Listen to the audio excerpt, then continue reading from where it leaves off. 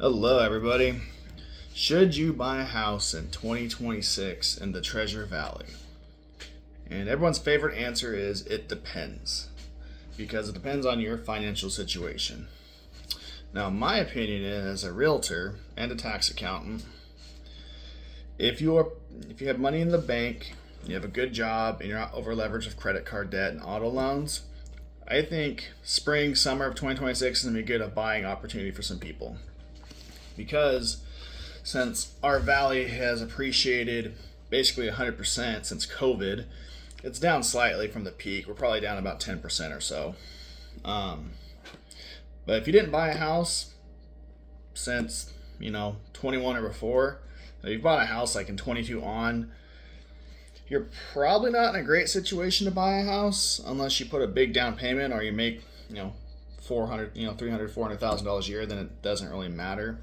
But if you bought a house at peak pricing and peak interest rates, you're kind of double screwed, because you generally need 8 to 10% equity to sell your house to break even, more or less. Especially now with all the high concessions, the builders are giving out like 7% concessions on houses to move them. So if you have an existing house, it's really hard to compete sometimes. So usually you have to pay a little concessions for the buyer to be incentivized to buy your house. Anyway, so should you buy a house in 26? So if you got money in the bank, your job is secure, AI is not going to mess you up anytime soon, I think it's going to be a good time this spring and summer, because I feel there's going to be excess inventory, and the demand's not going to be as high due to people not being as qualified. Job layoffs are happening, credit card debt, auto loan debt, student loan debts are all over $1 trillion.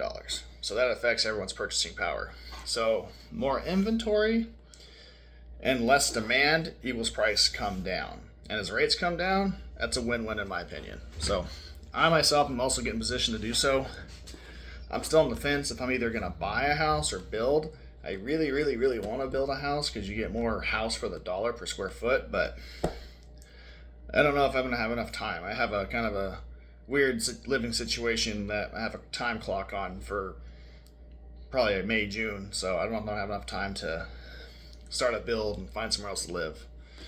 So 2026, good time to buy, good job, money in the bank, not over leveraging credit card debt. I think there's going to be a good opportunity because there's going to be lots of house on the market, and that gives you a chance to get a house for a good price, not overpaying. And if rates are pushing down into the fives. That's what I got today. See you until next time.